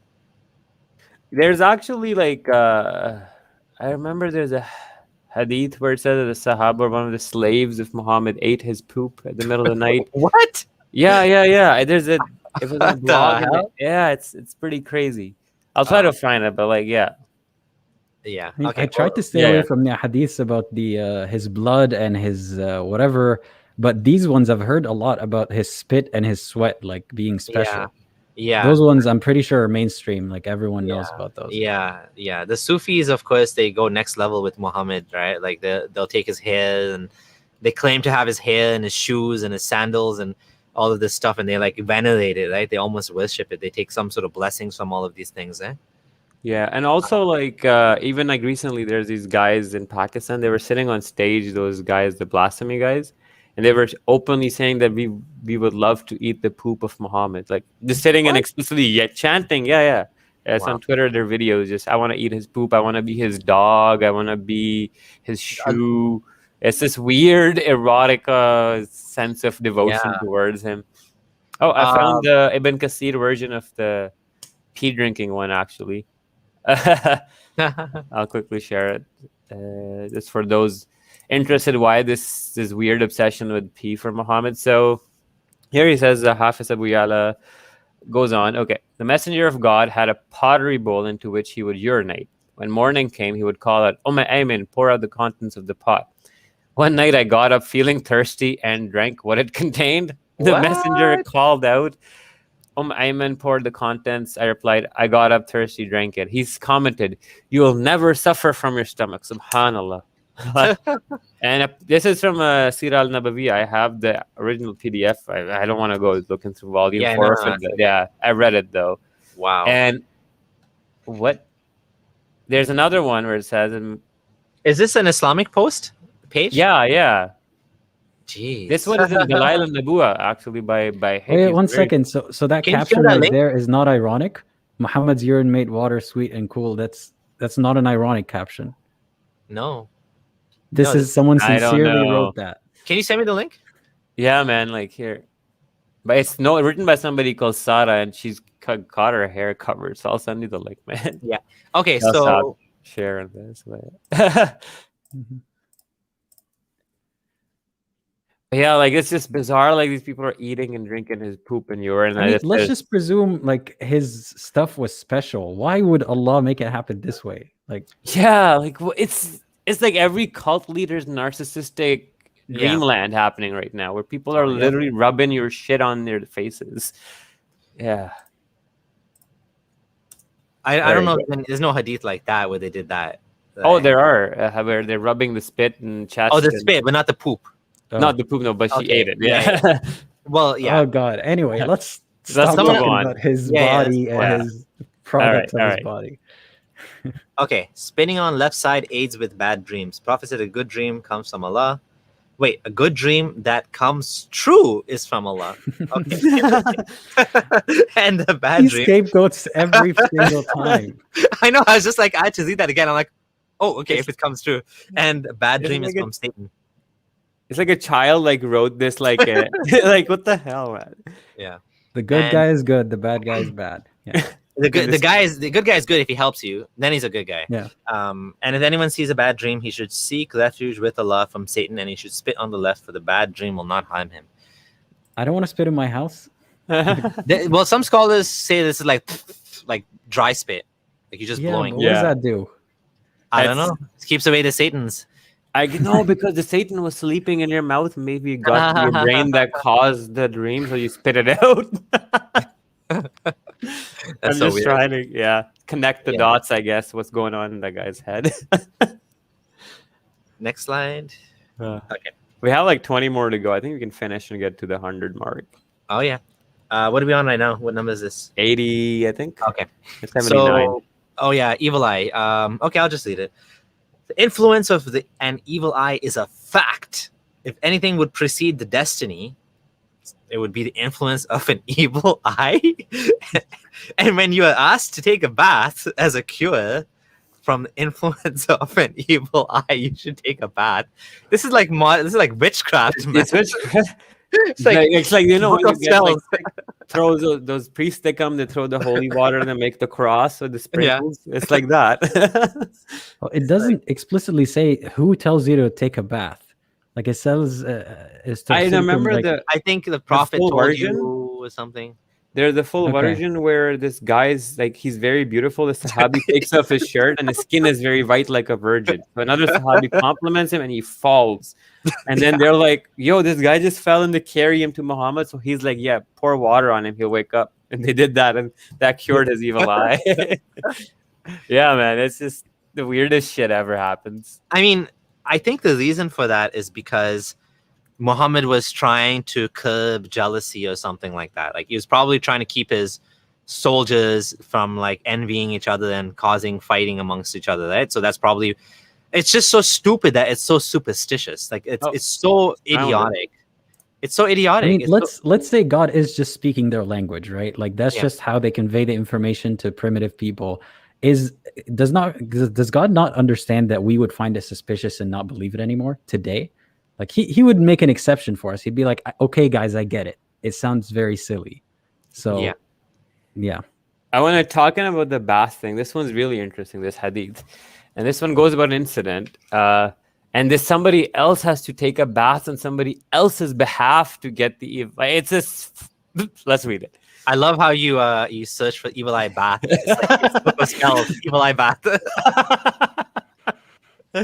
I swear by God. So one guy was taking a bath, it's just bros to taking a shower together, holding hands. And this one guy's like, I swear by God that I have seen no skin to compare with what I have seen today. Not even that of a secluded girl. Sahal fell to the ground and people went to God's messenger and said to him, "Oh messenger, can you do anything for this dude? We swear by God that he cannot raise his head." He asked if they suspected anyone, and when they replied that they suspected Amir bin Rabla. Oh, they have a suspect? Damn. Okay, that was quick. It's getting more interesting. The quote of Muhammad. He cast evil eye on me. Suspect number one. How do you plead? Not guilty, Did you Honor. have a thought crime? Did you think a thought crime about this guy? Bring the witnesses. Bring the witnesses. Witness number one. He looked at me when I took my shirt off. Witness number two. Yeah, I saw the guy. He was talking about how beautiful his wife was, and next thing you know, his wife fell down dead. Like No, what? the guy just fell down. This is all like dudes. No, I know. I'm just making up another story. I mean, that's what could happen, right? Because if you Yeah. cast evil eye on someone, you cause harm to them. All right. God's messenger summoned Amir and speaking roughly to him. So he knew that this guy was causing some shit. I don't know. He's got magic eyes, man. I wish I had that power, like psychic. So he said, "Why does one of you kill his brother? Why did you not invoke a blessing? Bathe Because the on his blessing behalf. undoes it. Like the blessing If you undoes say the evil eye. mashallah, no evil eye Yeah, happens, right? Okay. Yeah, then he that's says- good. Eh? Yeah. Bathe on his behalf." Now, this doesn't make any sense. the what? The instigator causing the evil eye taking a bath. Amr then washed on his behalf his face, hands, elbows, knees. It's like that song, head, shoulder, knees, and toes. This was the first ever video I made on YouTube was about evil eye, because I Oh, found man. it so ridiculous. It was just like, yeah, such a cringe video. If you watch it, it's like so bad. I was just like trying to learn how. I had the camera. I think even the camera was like up the long. I wasn't even widescreen. It was just. And I want to share one thing once you're done. Go ahead and finish this. And then I'm just baffled what I just read. I'm just kind of trying to make sense of it on my own. Amr then washed on his behalf, and it goes on. He washed inside his lower garment as well. Then collected the same water that he'd already washed it in a vessel and poured it over him. So he washes himself with it. And it mentions the detail like inside his undergarments. And then he collects all that dirty water that washed the evil eye off of him and pours it onto the unconscious dude. How explicit can I be about describing this? Like, he washed What is his this? nether regions with water, and then he poured it on him, and that woke him up. I mean, what the hell? And then Imam Why do I Malik, care about his thighs or his nether regions being involved in Yeah. this? Like, well, Imam Malik is like going about on and on that, in another it's version, true. Yeah. But damn, this is just some weird ass shit, man. So I'm gonna share my screen because I just want to make this clear that this is in the Quran, right? And from the evil of an envy of any envies, eh? Mhm. وَمِن شَرِّ حَاسِدٍ إِذَا حَسَدَ. This is in the Quran. So a lot of times people say, haha, you idiots are making fun of hadith. No, well, a lot of this actually goes back to Quran. Mhm. well, It's and the not verse only before hadith. it, that's black magic too. Yeah. Yeah, exactly. Black magic, evil eye, and hey Jimmy, nice to see you. Shout out to Jimmy Bangash, our favorite gem, gay ex-Muslim. Love him so much. Yeah, these guys are having fun, man. I'm so jealous. Crossing your fingers negates the effect of evil eye. I see a lot of cultural. Hey, nice maybe car.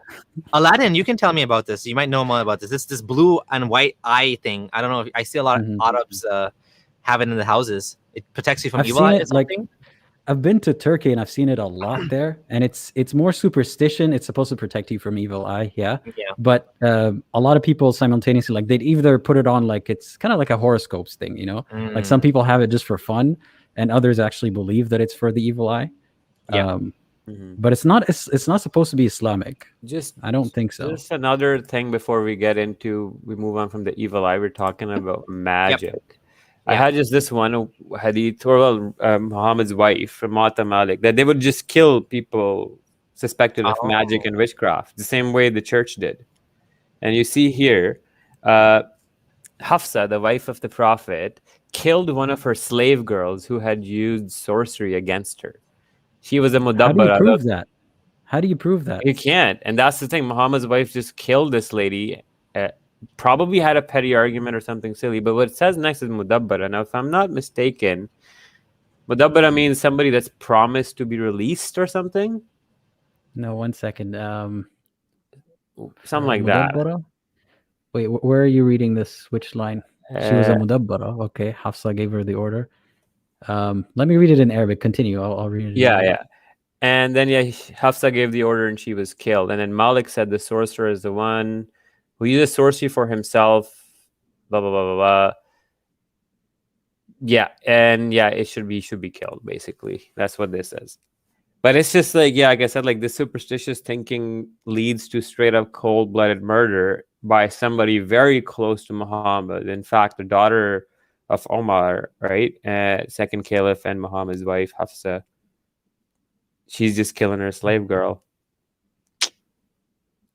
It's sad. I'm trying to Anyways, understand what that word means in that context, but it means like planning or cunning. okay. Yeah. So From what I remember, in the context though, it might have a different kind of meaning. okay. Yeah. But that was So- something interesting. So we've been going on for 95 minutes now. Should Yeah. we let's just close up, I think. I think there's still a bunch of slides. I don't want to 21 rush through slides, them. yeah. No, we definitely don't want to rush through that. Yeah. Better that we take time and we do it in detail because there's a lot of stuff to uncover. So yeah, it's been a wrap. I mean, we've been through. Unfortunately, we got a lot of this stuff was like, What the fuck? yeah, exactly, right? It just shows like how incredibly ridiculous something can be once you actually peel away that filter of belief and faith, and it just becomes like Family Guy kind of a TV show, silly. Yeah, know? exactly. Should we take some calls? Maybe a couple of calls? Yeah, or- sure. If anyone's Yeah. interested, I had it on the stream, but we only got Mo. Nobody else called in. I'm just gonna add. Apostate Aladdin has his own channel. So if you guys don't know, I'm just gonna share it on the screen. You take a look at his channel. He's doing well on YouTube. I definitely think you should all go right now and subscribe to his channel right now. Go here, click on subscribe. Don't unsubscribe if you don't unsubscribe. And I'm going to share the link right here. It's in the description as well. Please do support our fellow Murtad, apostate brother. And yeah, it's right there. Let's get him to 1,000 subs. He's at 642 now. I'm at Thank you. 11K, so there's 137 people here, so it should be like 800 by the time this. If you enjoyed this specific content, I mean, you're gonna enjoy his content. It's gonna be right on the same sort of thing, you know, from his perspective. And he has a way of doing things that's unique. Thank you. I really enjoy your TikToks. Unfortunately, I know TikTok is just very. It's just not a good platform for us ex-Muslims, unfortunately. So it is what it is. So, but yeah, do more on YouTube, my man. And he has some good interviews going on here. Some good short videos reflecting on certain things, which I think are really good. So yeah, definitely do subscribe and all that fun stuff. Thank you. I definitely didn't pay him to say that, by the way. I can't afford to, but no. Yeah. I Okay, don't so want to yeah. get into the breastfeeding adults because that we will Oh, yeah, have yeah. next time with the whole Muhammad hijab controversy. Sheikh Albani saying that it's okay for doing that. Another day, another time. But yeah, we have 21 more slides to go. Thank you. And what we'll do is we'll have one more episode, and Aladdin is more than welcome to bring his flying carpet and his genie along, his lamp with us next time as well. Yeah. So the Mo wants to call in, so let's let him call in one more Yeah, time. yeah, and for we'll, sure, we'll for sure. finish the last couple of questions he had. And I do think if we keep this up regularly, we'll get more callers. It's just that I know when been a things are while. not planned properly, people need to plan time Mhm. outside of the specific lives or whatever. Maybe they want to call in, but they have work, or for us it's nighttime. Maybe they're going to bed. The kids are there and it can't be loud. Making phone calls and stuff. You can have your headphones on. So I'm sure there's lots of reasons why people can't actually call in right now, which is understandable. But yeah, let's try to do this regularly. The link, yep, I'll send the link. I don't think we're gonna do it the same time next week as Abdul Gondal is. I think you're gonna be busy, so we'll pick a different time. We'll see what we can do. But we'll try to do this every week if we can. It'd be good. Yeah. We'll try the best. Yeah. Yeah, more regular since the virus is kind of finishing off now, at least in our part of the world. I'm vaccinated. Things are getting back to normal. I hope everybody's safe, healthy, and sound. And yeah, stay tuned for more. Lots of content coming up. We have, after this stream, I'm planning to finish off the Scandals of Aisha stream, which we did one part of it, dealing with her marriage. And there's lots more because her jealousy it actually played quite a significant role in Muhammad's life and how Islam formed. Like her cheating on him led to the whole creation of the witness rule, Allegedly. child marriage, Allegedly. child marriage. Then her hadith basically build Islam because she's the second most profuse narrator of hadith after, I think, Abu Huraira, right? But I will talk about that as well. But it was amazing doing this. It's been a while, I know. I don't know if I'm going to be coming back to Twitter. I'll try to appeal. I tried appealing once. Honestly, like, being away from Twitter, it's not the worst thing. I know it's there's a lot of people to engage with, but after like the whole mass flagging, they're going to just do the same thing again. I'm going to focus more on more YouTube videos now, and I have to still focus on that documentary. And yeah, that's it from my side. They're not going to shut you down, right? You're just going to move to a different medium. That's all. Yeah. Yeah, exactly. Hey, how's it going, man? All right. I was ready to call you Dr. Gondal, but I guess I can wait for a few more weeks, maybe a few more months, but that's okay. A few more years. Once again, thank you very much for taking me in, and thanks for your patience, and thanks for all the knowledge and wisdom y'all spread, not just to me, but everybody else out there, and the audience who's going to see this video later on. Now, the pathology that I was talking about, and maybe Abdullah, Gondal, you may see where I'm coming from, and also both of the gentlemen too, is about sexually transmitted disease. Mm-hmm. Okay, and knowing Muhammad, he had an ugly infancy. He was passed on by one nanny to another. What I understand is he was passed to about 6 or 8 nannies, if not more. And then later on, his childhood was also abused. It was abusive. His early adulthood was also, most of the time, was spent doing labor jobs. So when something like this happens, you tend to understand that person or entity where you can see it must be a disturbed mental process there. Having said that, most people who, and I'm not generalizing here, I'm just giving the facts away, mental attitude has a lot to do with STDs, sexually transmitted diseases, that is. And when I look at his life, he had arthritis, okay? He definitely had arthritis. He also had a chest pain. He complained of chest pain. He felt like he had something was cutting his aorta, maybe it was abdominal aorta, maybe it was, that could be a dissecting aneurysm, I'm not sure. But all these signs and symptoms and indications lead me to think about a sexually transmitted disease, which was very common at that time, and at tertiary or the later stage, it presents such symptoms called syphilis. I've heard about this theory, yeah, but I'm not sure how well one can prove it or can disprove it. Well, yeah, I'm not here to either prove or disapprove. I'm just trying to pick your brains about. I did think about this because we do see that his sexual contacts were pretty high, and obviously there was no protection, and he would brag that he would go have sex with no washing in between. There's multiple hadith to attest to that. And on top of that, these women, some of them he would buy off other people as slaves.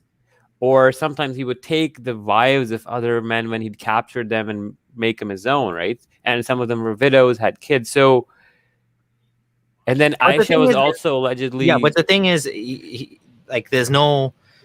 Like, it would only be him with them. So if he had how would that STD spread? Because his wives are his forever and ever and ever until they die. But before him, they can kind of spread it to him from somebody else. And then he had slaves that were circulating with other people, right? That he was buying in it. So that's the problem. Go ahead. I'm sorry. Another thing I noticed was with syphilis, right? Like in the later part of his life, he became a little paranoid and the way he died was kind of weird. Like he had this huge headache and then a sudden onset of fever. And it's just bizarre way he died. He could have been a stroke. Could have been syphilis. There was one point where they gave him some medicine forcefully. It's in Bukhari and the Shia hadith as well. And the Shia claim that Aisha actually gave him poison to kill him. That's their controversy. But there's the Sunni hadith said that Muhammad was just paranoid at the end, and then he made all of the other people in that household drink that same medicine just to clear his mind that he wasn't poisoned, but then he died the next day anyway. So And Why is he given the so fact scared that, of being poisoned? hmm. given the fact that Got a he lot of was, enemies. Mhm. yeah, given the fact that he was also having some visual loss, Mhm. visual loss is also Oh, a yeah. later complication. Yeah, is Good also a one. later Just complication in syphilis. Let me give you my standard disclaimer here, so guys. I always say that I'm not against Muslims. Muslims are dear and near to me. They are close to my heart. They are also humans. They're also people just like me, you, and everybody else. What I'm against is the doctrine of Islam. That's where we have the issue.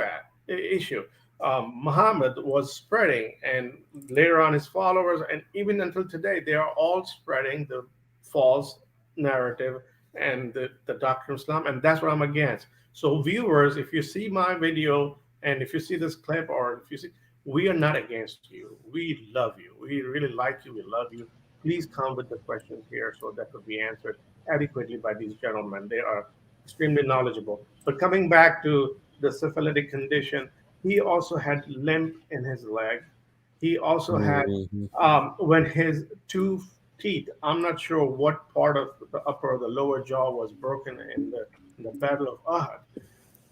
His recovery, some references say, took way longer, which is also could be due to bad oral hygiene, could also be due to diabetes kind of condition, or syphilis again. So Mhm. all these Yeah, I don't indicate, think we have a chart we can consult here for the patient, so it's going to be very hard to Yeah. pin it on him.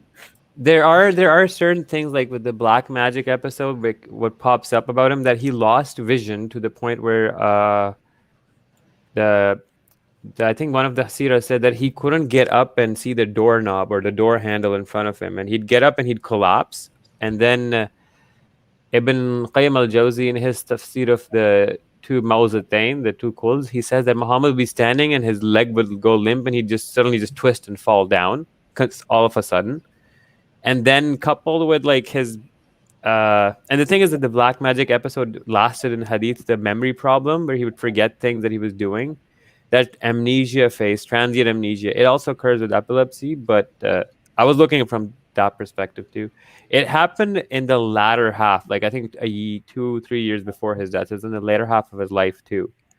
So again, I will try to get into this from a few different perspectives in the documentary, because these are similar to stroke. It could be a tumor, it could be a tumor getting worse, could be an aneurysm, because there's fever that gets onset after stroke, and that's a very bad sign. That's exactly what happened. There's other hadith where Muhammad is like waking up fainting like 7 times in one day. So there is a lot of speculation on his death, but there are some we can speculate, is all I'll say. Yeah. well, in the later stage, in the tertiary stage of syphilis, these are the kind of complications that you find in a patient. Mhm. As I discussed about the cardiovascular disease. Cardiovascular disease could be also a poison, but they're all coinciding and converging Mhm. in one focus. And So yeah, sorry to interrupt you. I'm gonna have to be the bad moderator here and that's just fair. say like thank you so much for your your insight and your possible theory there as to what could have been causing some of these things. I do appreciate it. I think Abdullah Gondal has a little bit of a different theory on this, but yeah, I do appreciate this. These are all possibilities. You never know. I mean, he could also have both, like epilepsy, had too much sex and caught syphilis, Yeah. hypersexuality. Yeah. We don't know. So I definitely need to wrap this up, and so just want to say thank you for the call. Thank you. Thank you Okay. so Thank much. you. Bye. Again, I have that special documentary coming out. We will definitely discuss these things in a lot more detail with the references directly from the books. So don't worry, you'll like that.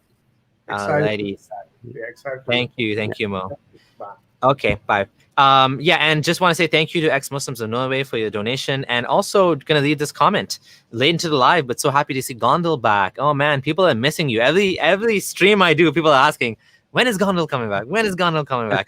When will he start his YouTube channel? See, Aladdin has beat you to the punch. Like, you're late to the show now. He already has almost 1,000 subscribers.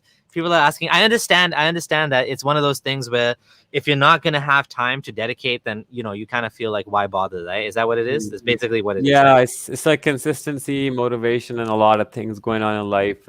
It's just finding time and then having family and all that stuff. Yeah. It's just if you think the algorithm forces you to make daily or weekly uploads to get more views, and I just can't sustain that load. Yeah. That's the problem. Exactly. I totally just figured, I'd rather just put in a video every now and then. I don't care about the algorithm. I don't care about optimizing it at this point. Just put out videos, man. Like, just do it. But also, if it's gonna be a headache for you, don't get into it. Like, like I might have, what I'm thinking of is like I might have these projects that I do, like this epilepsy project I'm doing. I might have another project where I discuss comparing Islam to prior. I answer from an anthropological lens, like, but those projects, like, I make one video a year or like every 6 months or every 3 months, like kind of Sharif Gaber style, because I want to do it good, and I have like a standard or a certain scope in mind. Like when I make my channel, it's gonna be more like an investigative documentary style, but I want it to look like that and not like So that's a few things. Yeah, that's definitely the difficulty with YouTube, is it takes a long time to grow. And in the beginning, you're uploading videos with like 50 views, 100 views. It just takes, it can feel like a drag, especially if you're just starting. So, and of course, Abdullah Gondal always comes on the channel anytime, and we have a shared audience. We have a lot of fans of both of us, which is great. I mean, Abdullah Gondal was one of the earliest interviews I did. And, right away when he called me, I felt an instant connection to this guy. And of course, his wife as well is also ex-Muslim. So that's also awesome as well.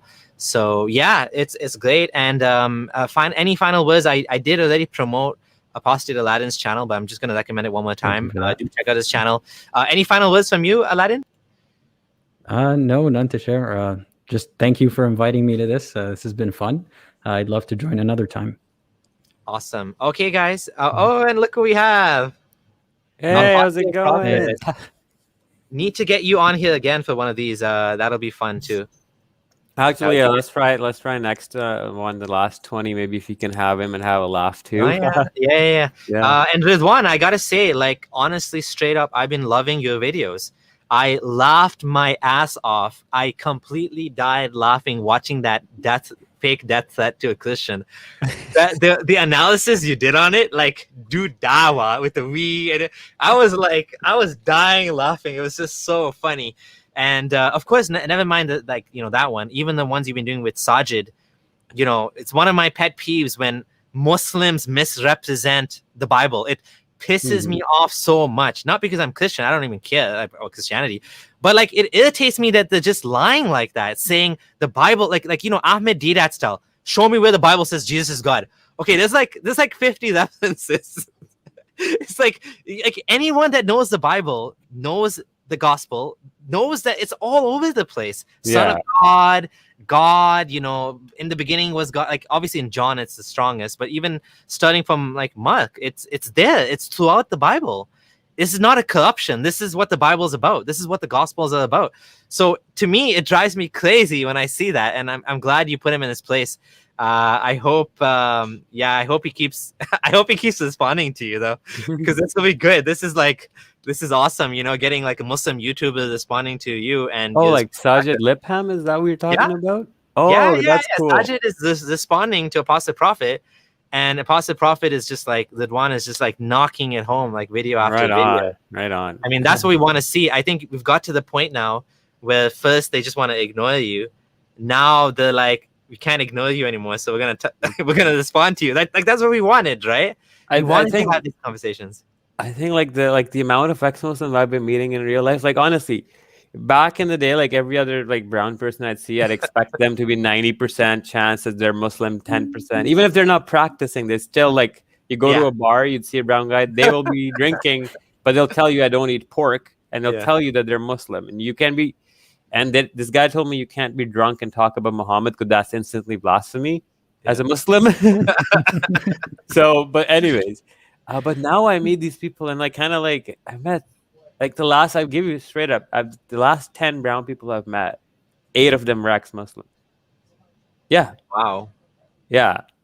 I don't know if that's In the real life? area I live, the demographic, but I mean, I live in the West. Yeah. Western Muslims are more liberal, but I don't know if it's what's happened in the past few years. But hopefully, the movement is growing. It's growing at an exponential pace, and also like the things that I'm hearing from Pakistan, like the speed it's growing at. The atheists there are just popping. There's channels popping up in Urdu, in Arabic, in Punjabi.